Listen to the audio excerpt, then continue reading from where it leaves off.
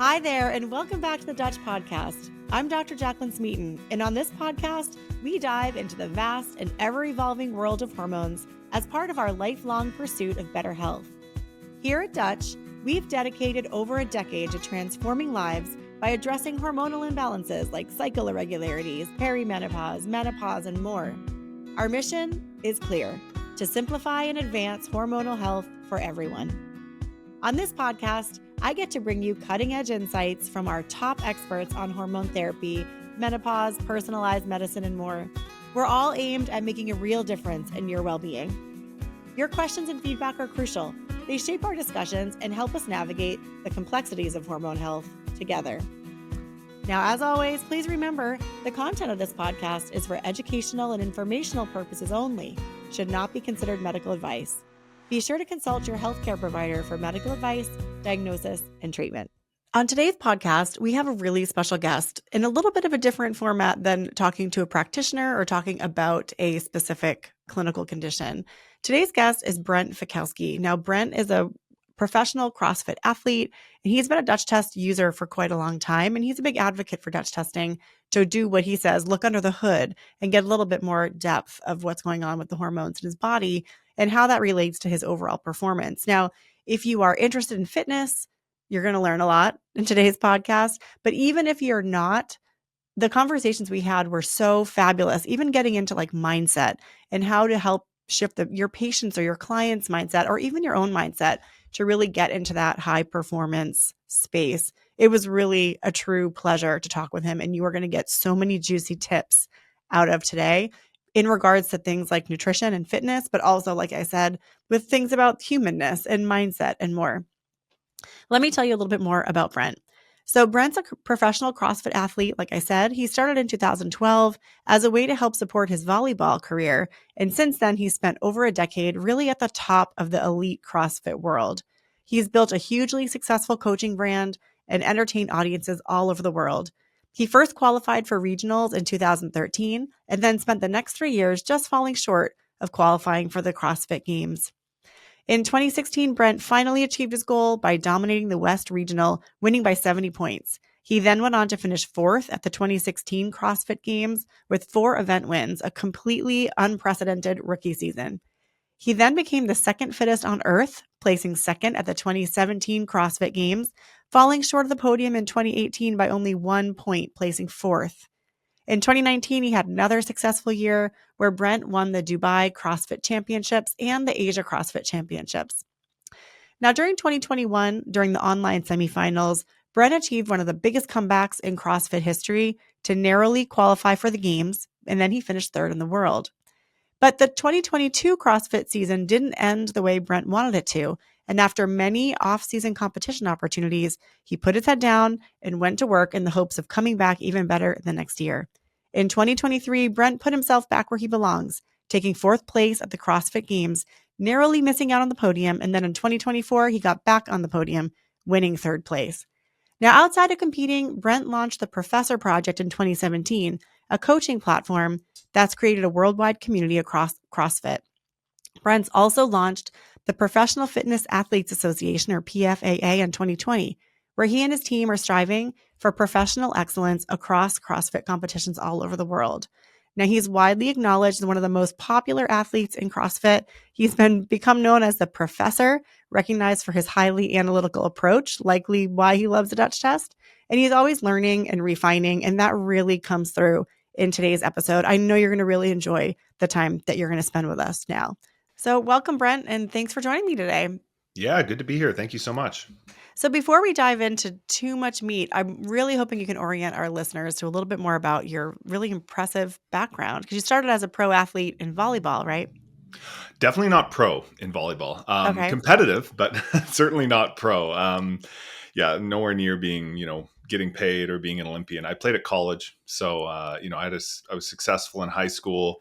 We won our, provincial championship when I was in high school, which was a lot of fun. And then I played 2 years in college volleyball. So I had a scholarship and mostly sat on the bench. So I'm not going to over exaggerate my accomplishments in volleyball too much, and was a competitive swimmer in high school as well. And, sort of thought my athletic career was was mostly finished. A career defines getting paid. So athletic journey, I thought was mostly finished.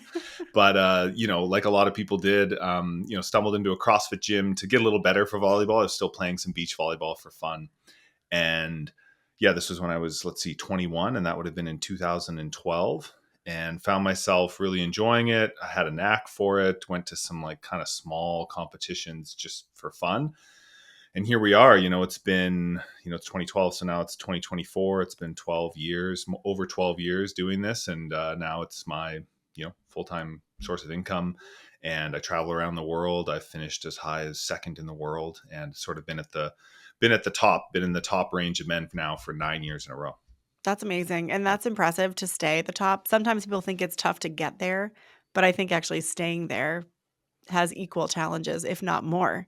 Yeah, I mean the athlete I was when I first came in, and it's so different to who I am now. Like the sport, any sport really has changed a lot in the last 10 years, but certainly a young sport like ours has changed a lot. And then just sometimes I talk to athletes and try to give them some advice, and I say, a lot of times whatever gets you from A to B is not going to get you from B to C, whether that's, your mentality or your training routine or maybe your coaches or whatever that is. Like, you have to be willing to consistently like sharpen the saw and just keep learning and keep being willing to like adapt and just change, who you are and how you do things. And so, it's interesting looking back at old training logs or old journal entries and stuff from 2012, 2016 even, and it's just changed so much my relationship with the sport. So, Brent, what is the Professional Fitness Athletes Association, and what led you to found it? Yeah, so myself and a few other athletes founded it in 2020. And, like a lot of associations, and athlete associations in particular, it was founded on the feeling and the idea of, the desire to change the working conditions and improve the sport that we spend our lives competing within, right? And a lot of times, competition will end, and athletes might, have a little conversation in a coffee shop the next morning, or maybe on a podcast, or, on a call, and, be frustrated with how things at the competition went. But, we complain about those things amongst ourselves, sometimes privately, sometimes publicly. And then we say, well, back to training. And then you get back to training, and then you show up again to the next competition, whether that's in 1 month or 1 year. And a lot of those same problems and the roots of those same problems keep occurring. And it can be really frustrating. And myself and other athletes wanted to see if there was a way that we could use the collective voice of the best athletes in the sport to create some positive change. So that's how it started. It's evolved since then, and it takes time for those things to grow. Especially right now, it's it's still volunteer based, and it's still kind of in its infancy relative to a lot of other athlete associations, but a lot of athlete associations have started a lot smaller than people realize, and, reading about, the creation of athlete associations for like Major League Baseball in the 60s, they had, a couple $1,000s in their bank account, and, two people working part-time. And you compare that to what it is now, was that 60 years later, and it's a multi-million dollar, commercial licensing, pensions, and just so many great things that they've done for their athletes and continue to do for them. And so, we have aspirations to continue on that legacy of empowering athletes and using that collective athlete voice to improve the sport that we love so much. Competing in functional fitness competitions, there's just so much potential. And, I'm really, really passionate about it. It hasn't been without some challenges for sure, but it's been rewarding so far, and far from over. I love that, because that advice is applicable really across the board, because no matter what kind of area of your life you're looking at, you're going to hit some kind of plateau, right? You have to always be willing to grow and analyze and try new things. So it's great advice for athletes and beyond, for sure. Tell me a little bit about what did you connect to in CrossFit that made you just fall in love with that sport? And I'd also love to know more about how CrossFit's kind of changed you and impacted your lifestyle and your overall health. Yeah, I think what I was drawn to was the competitive nature of it. Like, I like to compete, and there's just so much to work on, right? It never gets boring. And so I used to swim, and there's only 4 strokes, right? And there's basically 3 turns, and there's 2 dives, and that's kind of it. And you're mastering those things, and there's a constant level of mastery that will never end. But with this sport, with functional fitness, CrossFit, there's just so many movements to continually master, and so many different combinations. And every time you go to a competition, the events change, right? So you'll have a long event, a short event, heavy, different movements. They'll add in new movements you've never done before. And I think that level of variety was really exciting for me, and just constantly learning new things was really cool.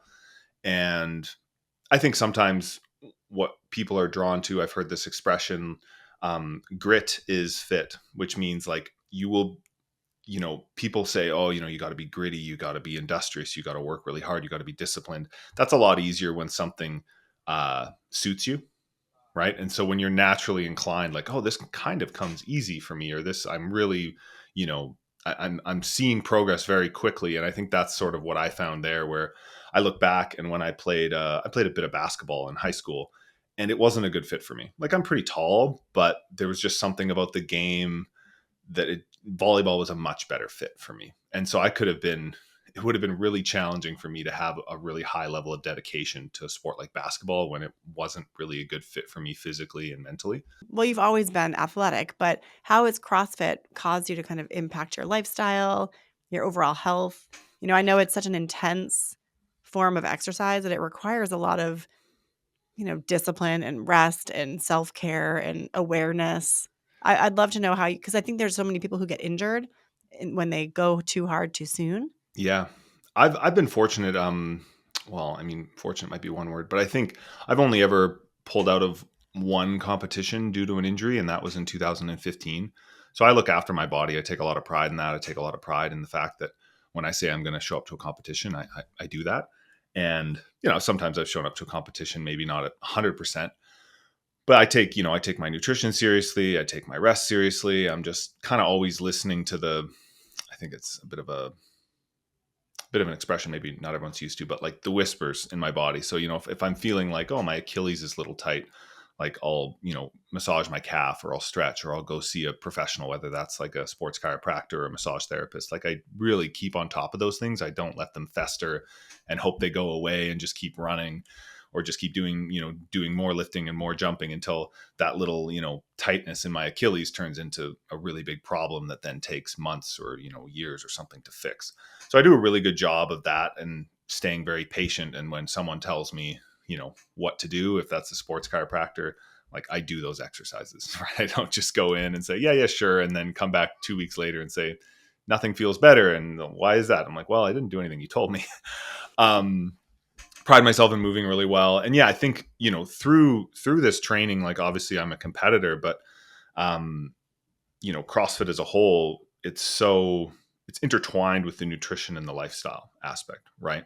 And when when you train hard, and you train in all these different disciplines, and you add in really good nutrition, and eating really clean, and just eating quality food, and trying to get good rest, like I definitely feel like I'm in really good shape, and I'm very healthy, right? I'm healthier than most people my age. And I think, granted, if I was to train a little bit less, I would probably be more healthy, because sometimes performance and like high level elite performance isn't always exactly correlated with like high level health. But if I train just a little bit less intense, I would, yeah, feel like I could, I'd be like as healthy as I could be for my age.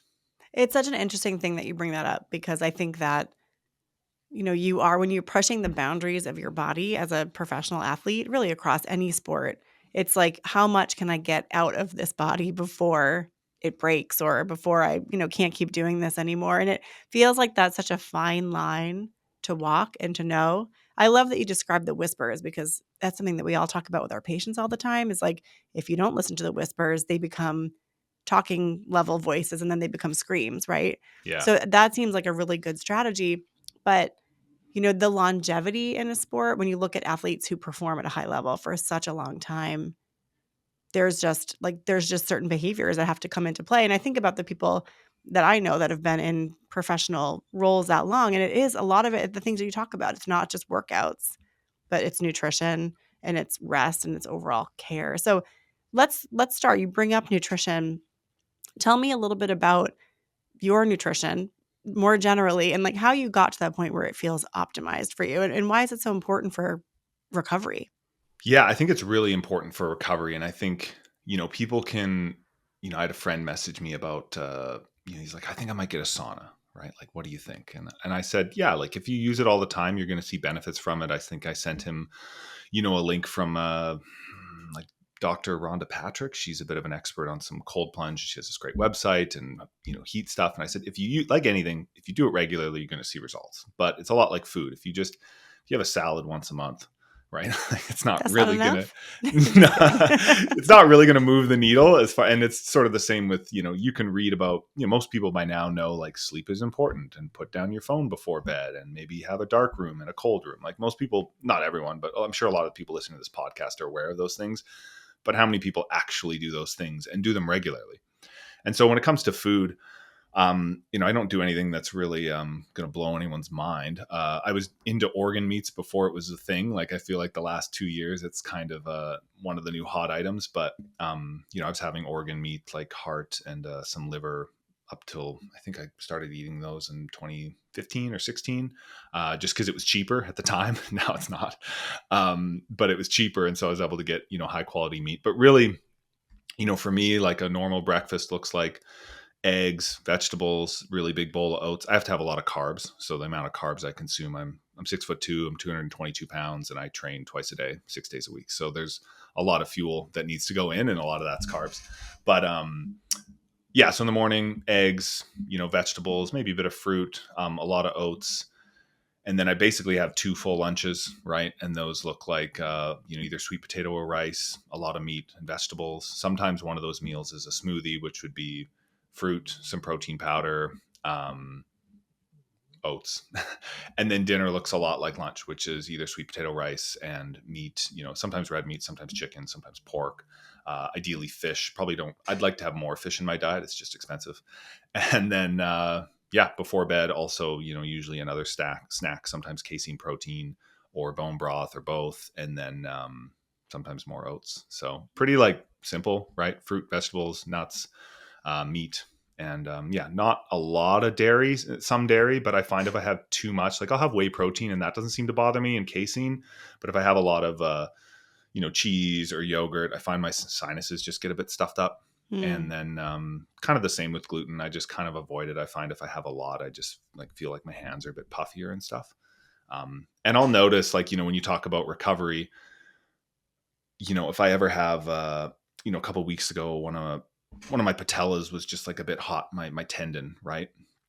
And I kind of realized, I said to my wife, I was like, you know what? I haven't been eating as well. Like just kind of, I'd go run an errand and then I'd stop into some grocery store and buy a snack. And, I was just, buying more chocolate from the grocery store, just some snacks that I like because it's kind of the off season. And then I realized as I picked up my training that, my one shoulder was a bit sore and my patella was inflamed. And I was like, Claire, I got to buckle down here. So I really like got back to kind of the Whole30, very strict. Really the only, unhealthy thing I had in a day was dark chocolate. And within 2 weeks, that kind of inflammation just went away. And it wasn't anything I changed in my training. I wasn't stretching anymore. I wasn't warming up any more or less. My technique didn't change. And it was just that inflammation from, deciding, making that hard choice, but that obvious choice to just eat a little bit healthier. And instead of like 70-30, it was more like 95-5 as far as percentage of, specifically healthy foods. So, yeah.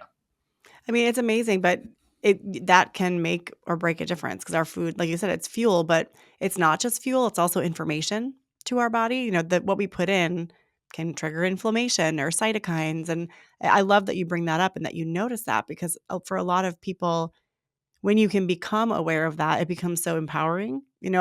As an ND, we talk about this all the time. When it comes to food guidelines or guidance that we might give to a patient, for me, it's never about you can never eat XYZ. It's about helping that person connect.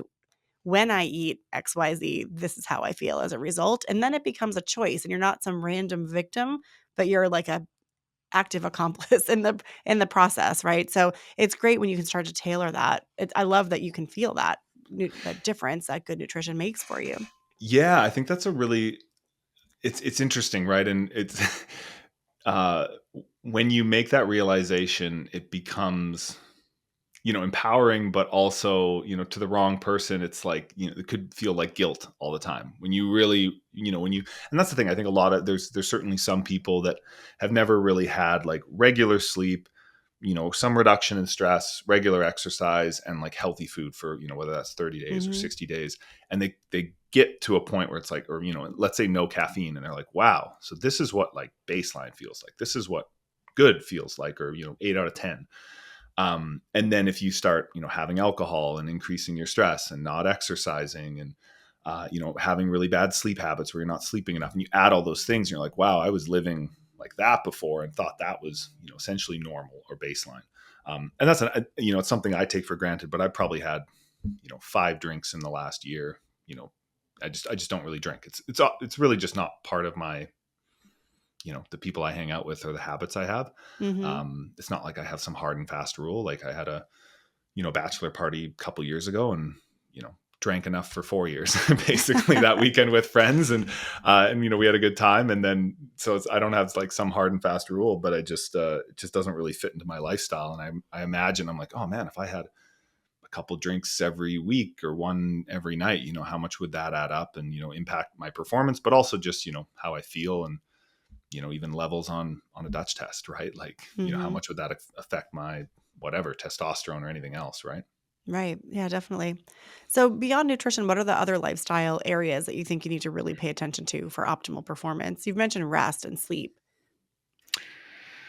Yeah, I think, yeah, nutrition for sure. It's funny. Someone mentioned to me once, they were saying that,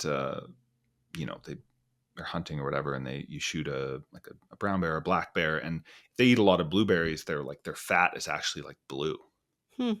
And it's, when you really think of it that way, it's just like an interesting, it's like, you are what you eat, and that is the fuel that's literally like comprising like what you are, right? And so if you're eating high quality food or low quality food, like the actual composition of your body, will change. But yeah, rest for sure. I with my schedule, I'm able to, I don't nap every day, but I'm able to nap, a couple times a week when I need to, which definitely helps. When I have certainly some hard, yesterday I had some really hard training, and having that, even just, it was a 20-minute nap yesterday, I think made that second session a lot more tolerable. So that's pretty good. And then I'm fortunate. I have a daughter. She's 2.5, but she sleeps very well. She sleeps like through the night, 11, 12 hours every night. And so that means my wife and I are able to get, you know, kind of at minimum 8.5, but, upwards sometimes closer to 10, which is That's pretty big. fabulous. With a Yeah. toddler, that's record setting. That's Yeah. fabulous. Yeah. It's definitely hard when we put her down, and you're kind of doing the math. You're like, okay, we have to get to bed here in, an hour and a half if we want to have a proper sleep. And so,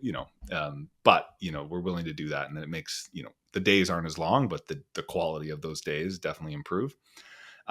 Sleep, that's really important. For me, like, exercise is training, is my job. So I certainly have a different relationship to the training and exercise than like an average person, where it might feel like an obligation or something that's sort of like taking away. And for me, it's like a non-negotiable. It's like going to work, right?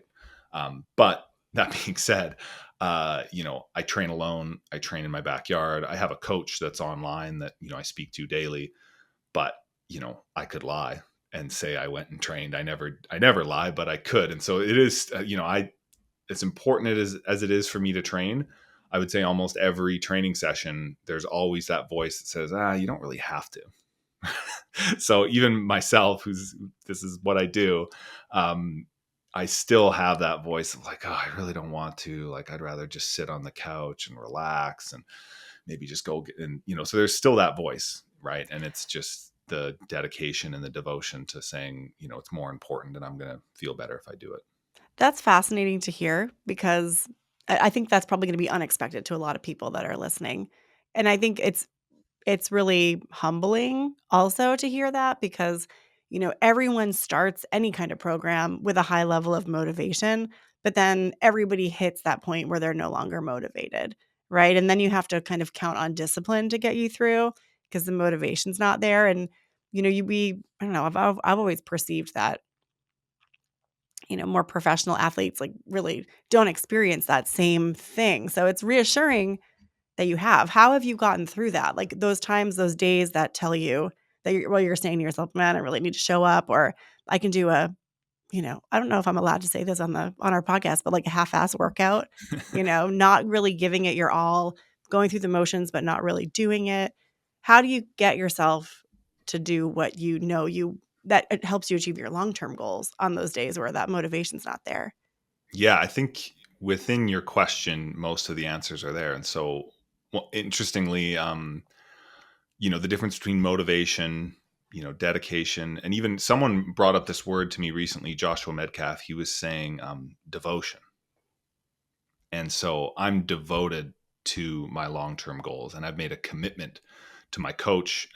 I know for a lot of people that helps is having some sort of something externally, a third party that you are accountable towards. Sometimes that's paying a coach, and then it's like, okay, like I have made the commitment, I paid this money. I heard once of this is something I read, so I don't know the truth of it, but these men made this commitment, and they said, okay, if we don't reach this, whichever of us don't reach this, we have to make a contribution to this charitable organization, which was not a charitable organization that they actually believed in. Like it was a controversial one. I won't say the name of it. But that was, so to them, that was this external, dedication. Like, hey, if I don't do this, this is my, my punishment almost. So carrot or the stick, punishment or reward. But for me, it's like, it's a devotion. It's a commitment.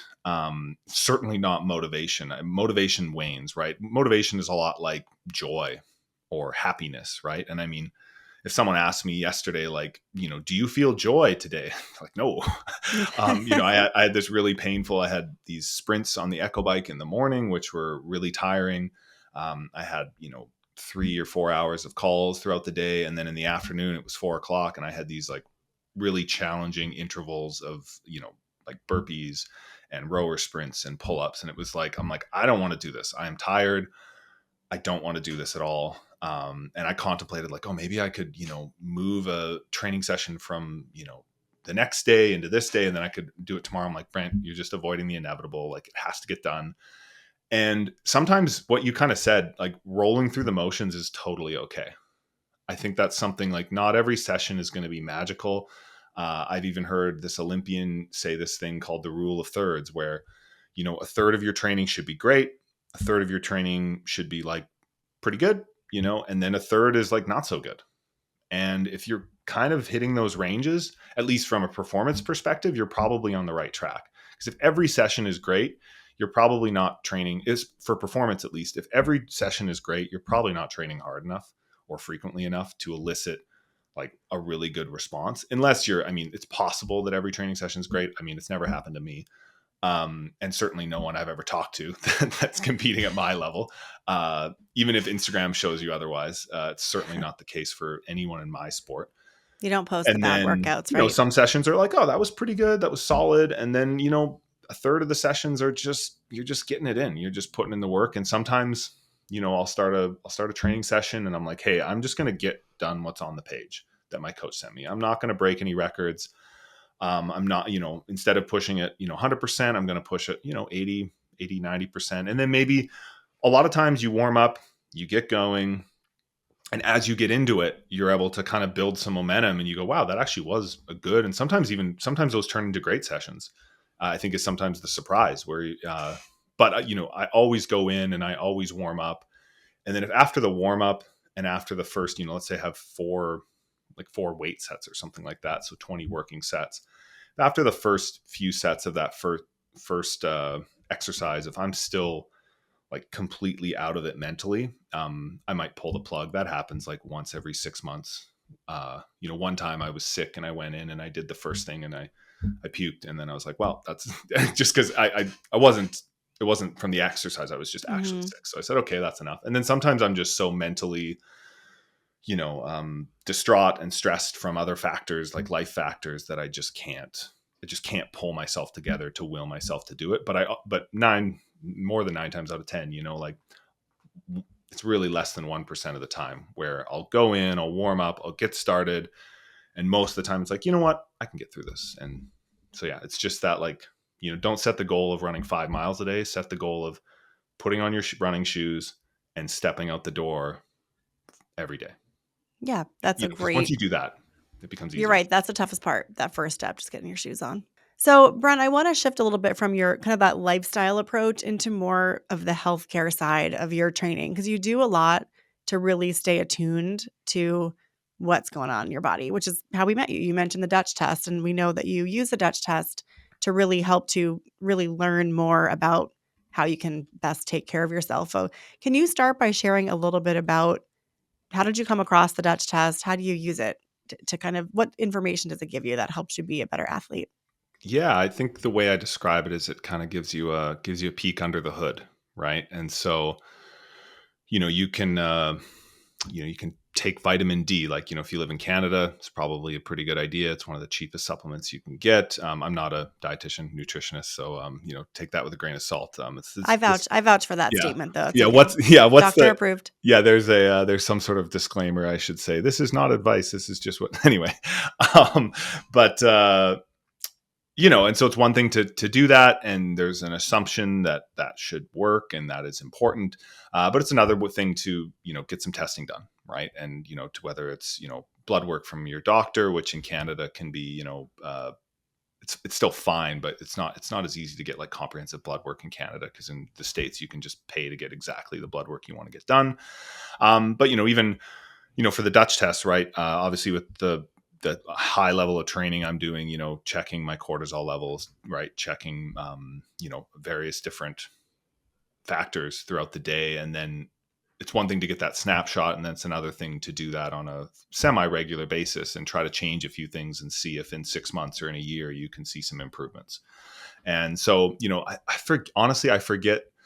I think I had some practitioner recommend it to me, and I did one years ago, was the first one I've done. And so it's cool to see, an evolution, hopefully not a devolution, over the last few years, and just to keep tabs on that. And I'm curious to do one when I'm no longer competing, and seeing if the reduction of training stress from my life will make an impact on some of those levels as well.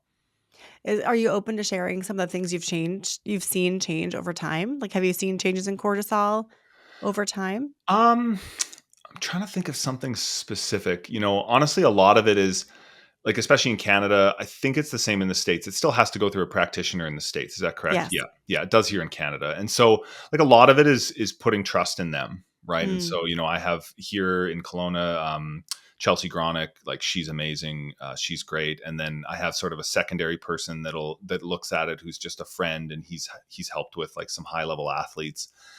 And so it's interesting, I have so she's going to give me some advice on that, and then I have to make sure that none of those things are banned substances. Like, that's like a specific thing she might want to do. Like, hey, we could do like IV, right, and just do like IV treatments, because that's something that a lot of her regular patients do. And I'm like, I can't do that. I think it's over like 100 milliliters. You can't just go and have an IV for vitamin C or vitamin D or iron or zinc. So I have to be aware of that. And then the other practitioner, Mike Castelli, like, he's more familiar with like athletes competing at a high level. And so there's going to be some things like, my testosterone's like actually pretty low. And it's just because I'm training so much. And so he's more familiar with that, where he's like, hey, if you just stop training for like 3 to 6 months, he's like, I think it'd be fine. And he's asking some more like subjective questions around like, how's your energy levels, right? Like, how's your libido, or how's training? Are you seeing progress in your lifts? Like, are you feeling like you're just like losing energy? And there's sort of these more subjective things. And he's just going to have more, experience dealing with more athletes, looking at similar panels and just being able to like compare those factors. So yeah, I think, and then as far as like actionable changes, I've tried some like licorice root extract, right, to just improve my cortisol in the morning, which actually has helped over the past few months. I think that I've actually noticed a change. And then there was a window of time after a big competition here that I just stopped taking it, because I was just just did because I was just traveling around and just wasn't thinking about it, and was noticing that like I was getting kind of tired in the mornings, and I felt like, having that and getting a high quality licorice root extract supplement, made a difference, in just my like energy levels in the morning. So that's a specific example, the licorice root extract, of one that I can think of. I'm trying to think if there's any other ones. That's the main one. That's great. Yeah. And I love that you have someone who is more specialized and nuanced in their interpretation. Because I think when you're in any kind of like biologically unique category, like professional athlete, something like seeing low testosterone on a test might be concerning for someone who doesn't see professional athletes all the time and know that that's a pattern that they would recognize.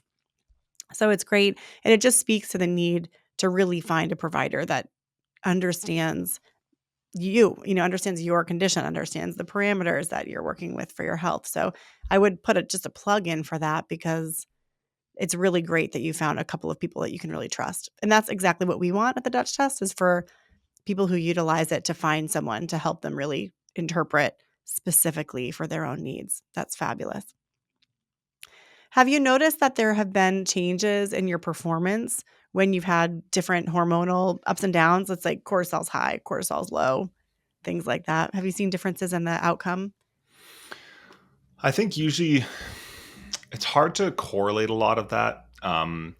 There's, especially in our sport, there's just so many variables, and the competitions change so much. I think it'd be a lot easier if the sport was more consistent, where it was like, just the 100-meter dash, right? Or just, hey, you're going to swim 400-meter freestyle, and you can just track your progress over time and your kind of rate of perceived exertion, and just you're just your times, right? So it is hard.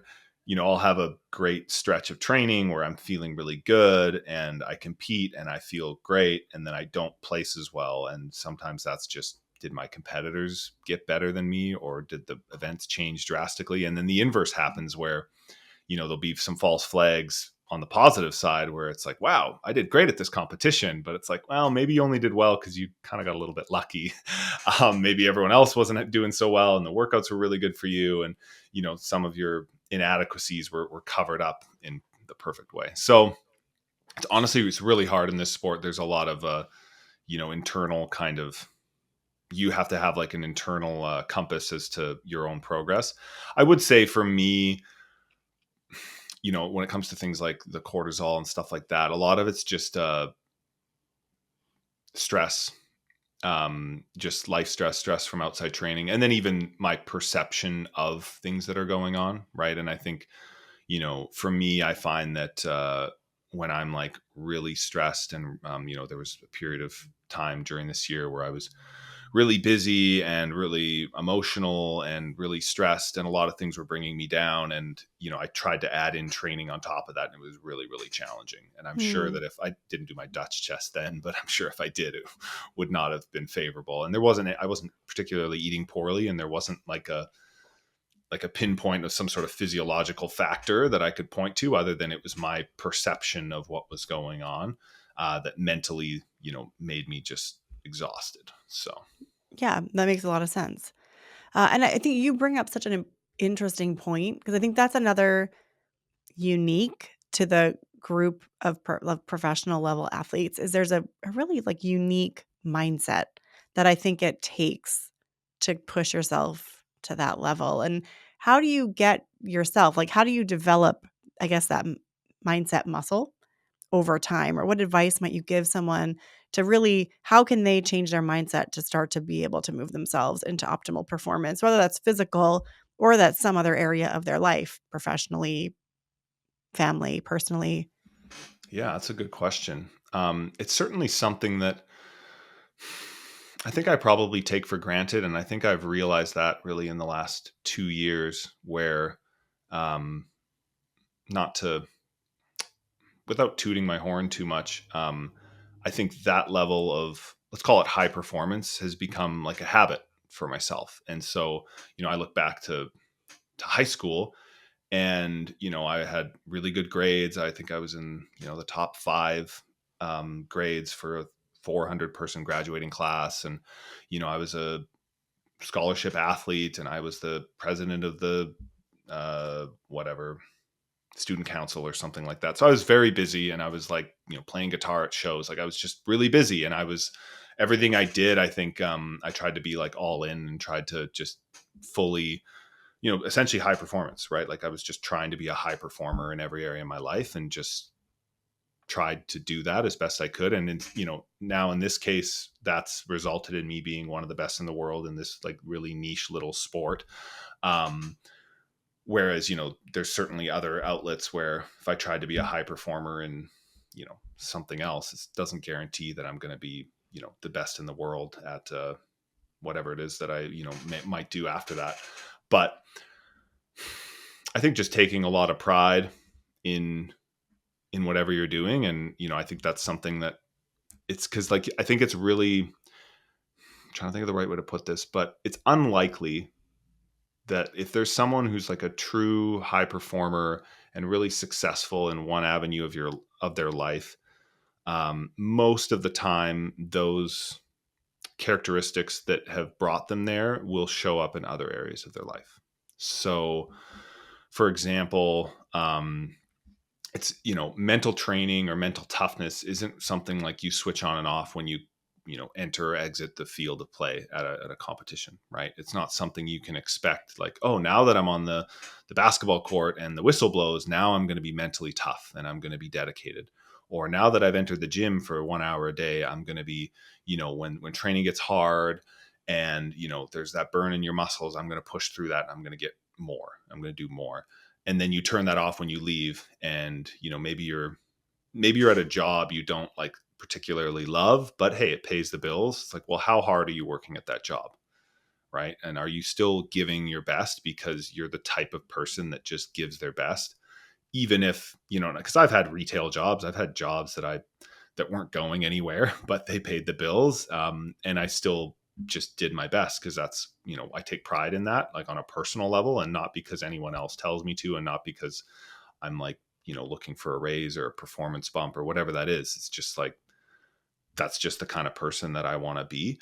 And I pride myself in that. And so I think that that's, it's a choice and it's a habit, and, habits take time to grow, right? It's not something that happens overnight. It's not a switch you can flick, but how you deal with adversity when you're, in a traffic jam is going to be how you deal with it with your spouse. It's going to be how you deal with it at work. It's going to be how you deal with it in the gym, and, how you deal with the good times, the bad times, the hard times, and, how you choose to use your free time, right? If you do have a busy day at work and you come home and you have those, 3 to 6 hours before you go to bed, it's like, it's your choice how to spend those. You can have quality time with your family. You can work on a secondary source of income. You can work on, something you're passionate about and try to pursue true mastery, whether it's, some sort of arts and crafts, something physical, or even just enjoying time with friends, or you can, stare blankly at a screen and, just kind of zone out.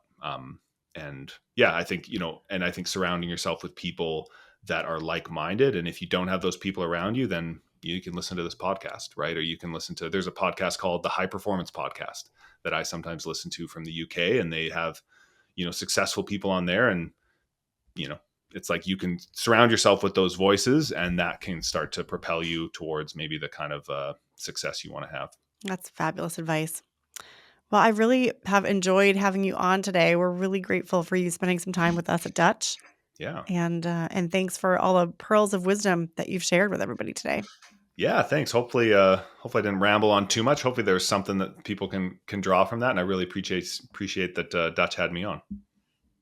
Fabulous. Well, thank you so much. Thank you. If you're wanting to learn and really expand your expertise in hormones, you're not going to want to miss our podcast. So make sure you tune in each and every week for our new content.